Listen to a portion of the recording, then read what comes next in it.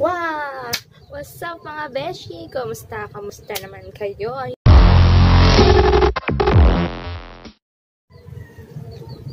Wow! What's up mga beshi? Kamusta? Kamusta naman kayo? Ayun mga beshi, it's me again, your girl, Lauren De Los Reyes. So for today's video, gagawa tayo ng panibagong DIY facial mask dahil isa ito sa mga comment ng ating mga friends. So, gagawin natin siya sa request niya. And kung bago ka lang sa aking channel, friendly, hit the bell and also the subscribe button below para ma-notify ka sa ating mga bagong video. At kung na-subscribe mo na ang aking channel, thank you. Panoorin mo na lang ang ating DIY for today. So, in 3, 2, 1, let's start. Ang una natin kailangan, tinidor. And kahit anong mangkok, basta pwedeng lagyan. At ang ating main ingredients is itlog. So, una natin gagawin, bibiyakin natin siya.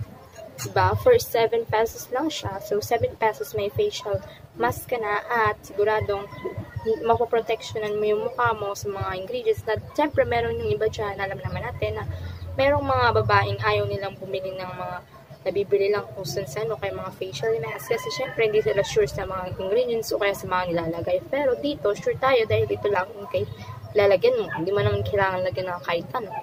So, gagawin na natin. So, ayun guys, una natin bibiyakin natin.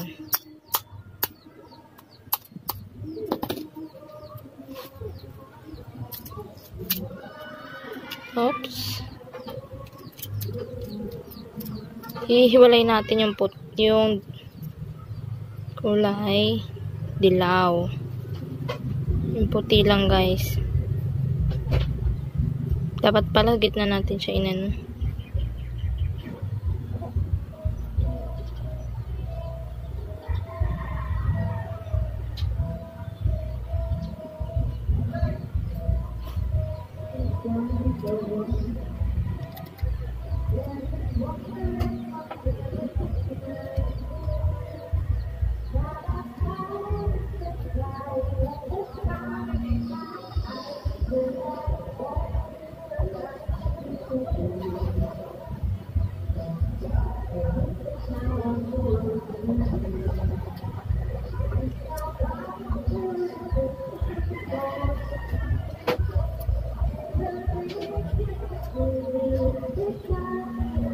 Yan, tapos pwede nyo palutuin yung dilaw na natitira yan.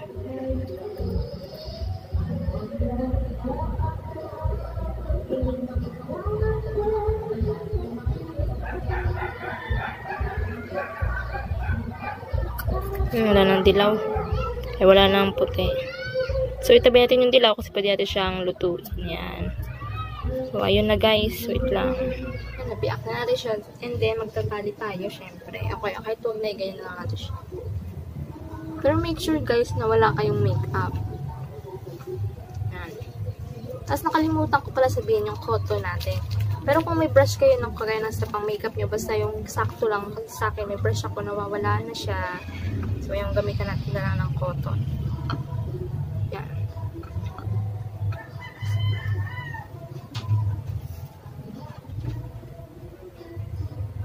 Dapat guys, wala kayong makeup pa.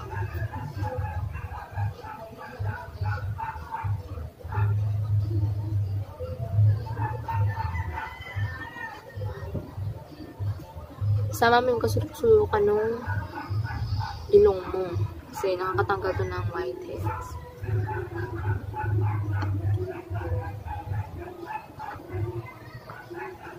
Hey guys. Pero kung may brush kayo na lang gamitin nyo guys.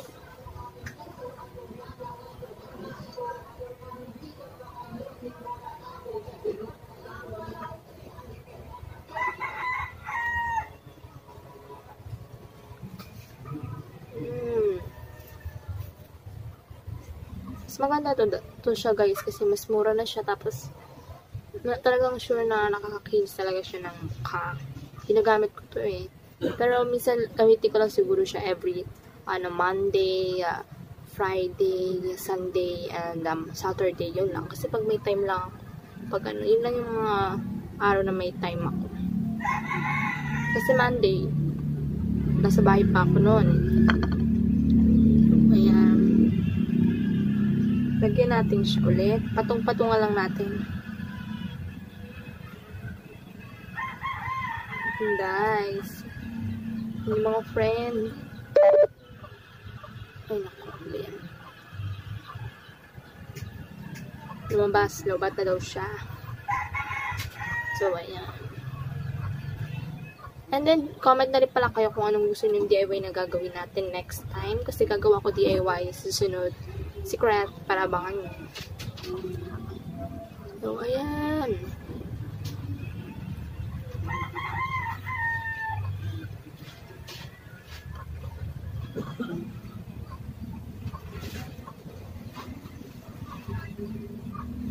Hindi naman siya malagkit sa pakiramdam.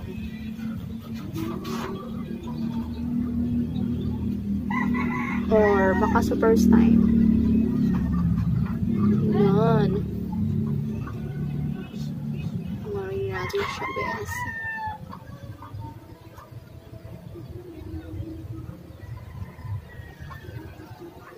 Alam nyo guys, nakakatanggal to ng mga whiteheads, blackheads, tapos nakakinis tsaka nakakapag-pinkish siya ng balat. Yan. So, parang ganito, mag-aantay lang tayo na matuyo siya, tapos maya-maya parang magiging facial. Kasi tinan nyo, grabe yung dumi, ay. So, ayan. Palitan na natin siya. Kala mo, gas. So, ayan na. Habang wini-wait natin siya, guys, magkwentuhan muna tayo. Tsaka maglagay tayo, magpatong-patungan natin siya. Sa akin kasi, minsan, hindi ko nauubos yung ganun karami. Kunti na nga lang to, pero hindi siya nauubos na tumutuyo-tuyo na siya, guys.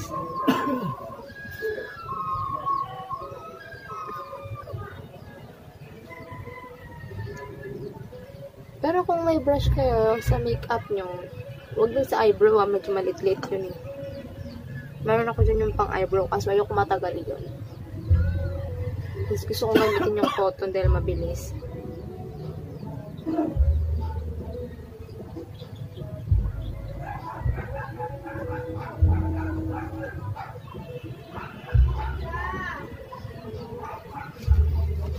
Kalat natin. Yan.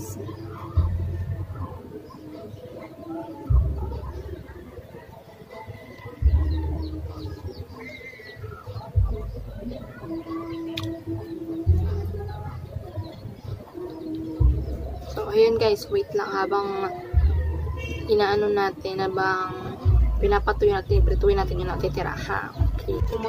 Tumutuyo na siya, guys. Pinamabahan natin, my God. So, ayun, dagdagan natin siya kasi tumutuyo na siya.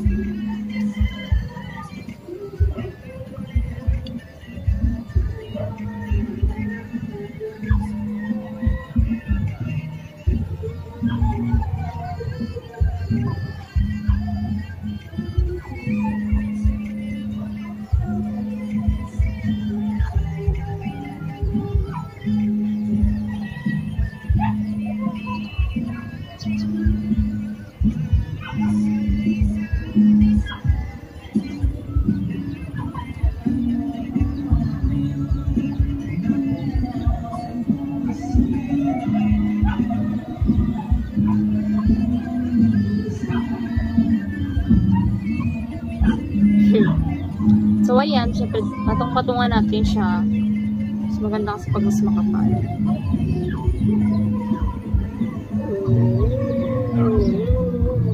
Maingay, guys. Wait lang.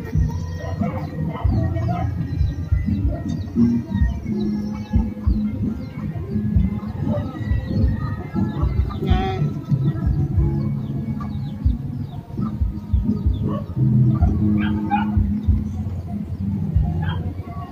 Tuyo na siya, guys. So, kahit tumutuyo siya, dagdagan natin ang dagdagan.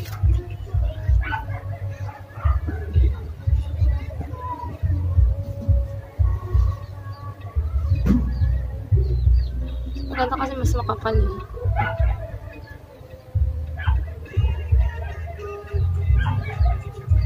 Yan.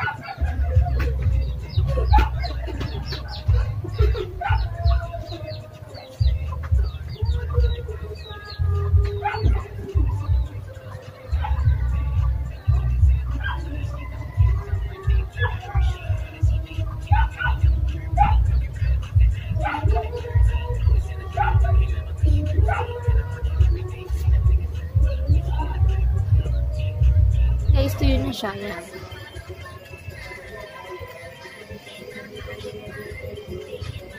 Ang ganyan magiging itsura niya. So, ang gagawin mo, hindi siya, babalawan na natin siya. Tingnan natin, ha.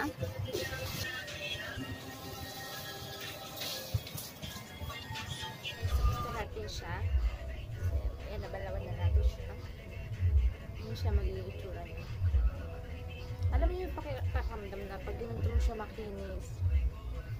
Tapos, tumingin yung mukha ko, medyo may pagka kinang-kinang, tapos pink-pink. Yun yung sekreto ko kung bakit pink-pink or parang pinkish yung mukha ko. So, yun lang yung ginagamit ko. Wala na akong ibang hindi ako gumagamit ng toner or ng mga rejuvenating. So, yun nga pala guys, kapag gumagamit tayo or nalagay tayo ng egg, mas better na gamitin natin yung brush. Huwag yung cotton. Kasi dapat ang mangyayari niyan guys, mga friendly, yung cotton, yung facial mask natin, pag tinanggal po yan, so buong mukha, sabay-sabay yan. Pag ginanon mo, sabay-sabay yung natatanggal. Pero ewan ko siguro dahil sa cotton. Pero usually kasi ginagamit ko dyan yung brush ng makeup, pero nawawala kasi hindi ko mahanap. So, kaya ginamit ko yung cotton. So, nung ginamit ko naman yung cotton, ayun yung kinalabasan niya. Maganda naman siya kaso bitak-bitak. So, hindi siya mababaklas ng ganun. Kaya mas better hilamusan mo siya. So, yun, diba? So, kaya next time, gamitin mo yung brush. Kayo kung gagawin nyo to, gamitin nyo yung brush para mas maganda. So, ayun yung tsura niya. So, medyo makinis siya, pinkish yung color niya. So, without makeup pa yan ng beshi. So, ayun mga beshi, yun ang ating DIY facial mask. So, yun, nakita nyo naman. Diba, parang makinang yung mukha natin. Makinang talaga yung mukha natin. And pag ginawa mo siya yan, malambot siya, bestie. And, tsaka isa nga pala yung mga tigyawat sa akin, hindi siya nagtatagal. Siguro dahil sa ginagawa ko siya. And bukod pa siya, meron pa akong ginagamit. Hindi siya, rin siya, kamatis, best. Mga ginagamit ko yung kamatis, pero paggabi ko lang ginagamit yung kamatis. Pero pag morning at home, pero ito kasi madalas ko siya gamitin. Siguro 3 times a week. Yan. So, yun yung pinakalabas. It's nagiging pinkish yung mukha natin, na parang magka-pink-pink. Tapos pag parang kinikilig, ganon yan. Ganyan yung itsura natin. So, ayun lang beshi ang ating DIY facial mask for today.